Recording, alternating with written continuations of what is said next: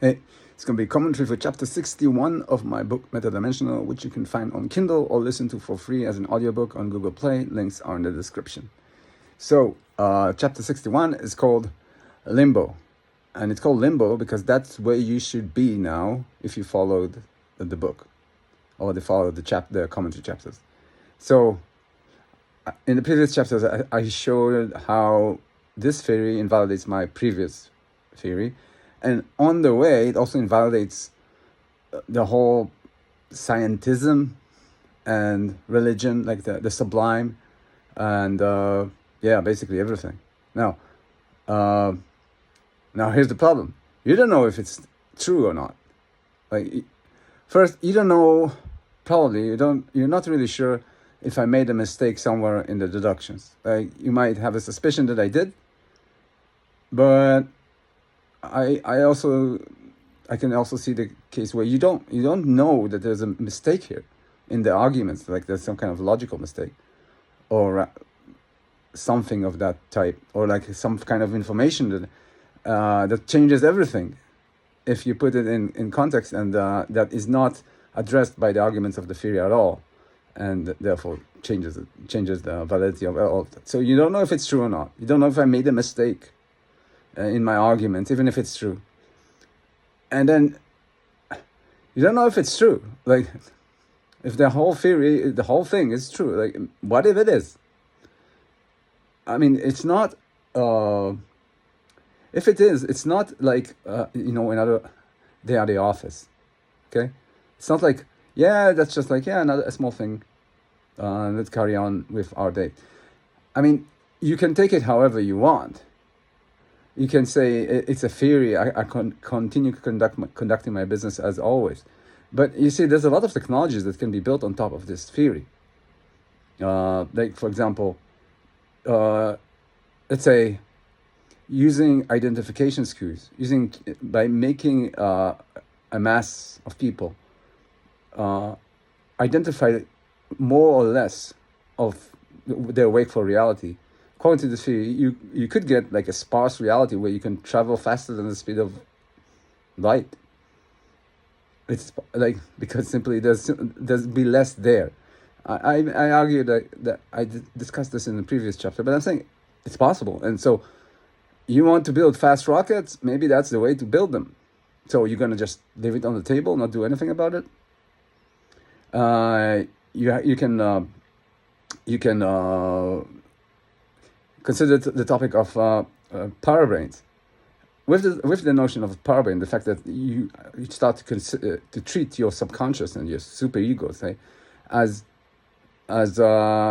experiential agents, as something that's like to be, that is separate from you, and mental diseases then become this deciding which power peer, which experiential agent that is sharing your avatar in the wakeful world takes more precedent. It's like, and then you build drugs built on that, and then you can solve mental diseases and mental disorders.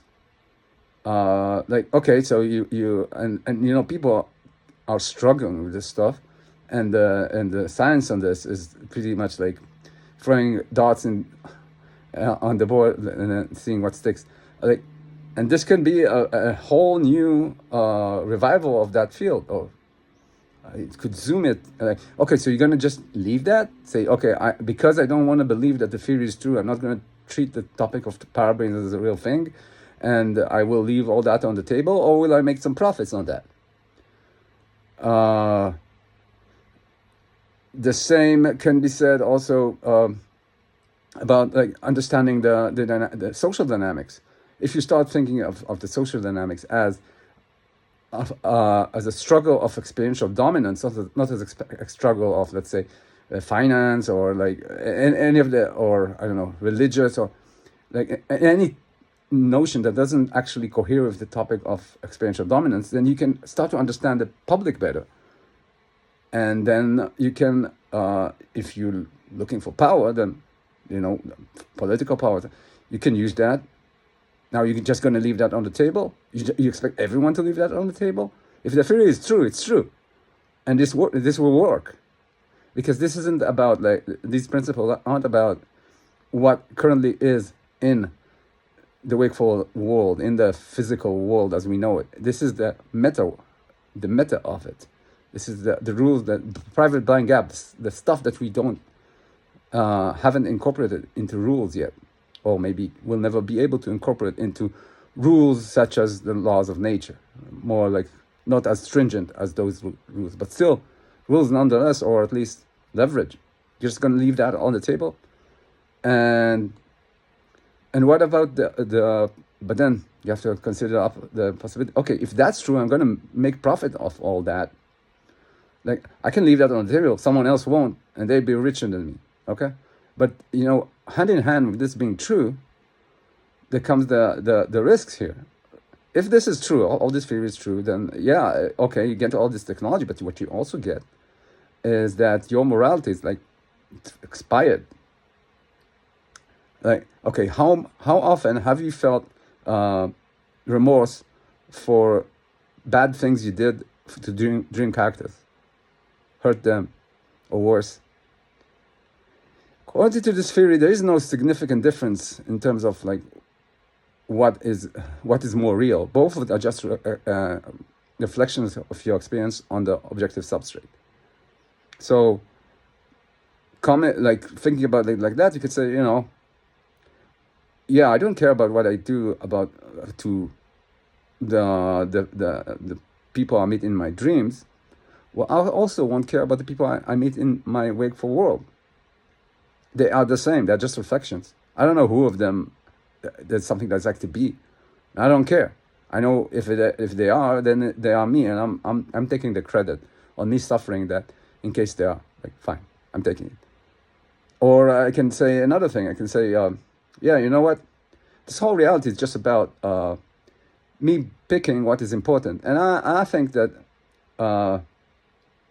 my enjoyment is more important than everyone else's, because I picked that, because I can, because that's because there is no higher arbiter, and I can do horrible things to other people all while making a lot of money from these technologies. Yeah, so this is a problem. Like, you can say, okay, I don't care about any of this. I'm just going to ignore everything you said. And then someone who won't do that will have so many benefits and could be so indifferent to you while hurting you, because they saw the advantage and they took it. And now you're going to have to struggle with them, and they have the upper hand. So what are you going to do? Just walk away? Or how will you build your morality? If, let's say, okay, you say, no, I want to take this. I want to take this chance. I want to explore it. I want to take the advantages that no one else has. But then how will you salvage your morality? And should you salvage your morality? And what's all this thing? Like, that you can't get your morality from the consensus, because the consensus is temporal. If it wasn't temporal, then you wouldn't never do anything in your dream that you wouldn't do in your wakeful life. And I think everybody does, because your morality is different in your dreams. That's how it is, and that's how it actually is according metaphysically. So how will you navigate your life now? So that's the problem. This is why the chapter is called Limbo, because this is where we are with this feeling. Like, okay, you understand this. You don't know if it's true. You don't know if it's false. You don't know if it's, there's also the chance that it's false and people will take it as true and then do horrible things to people while it's completely wrong. So there's all these possibilities.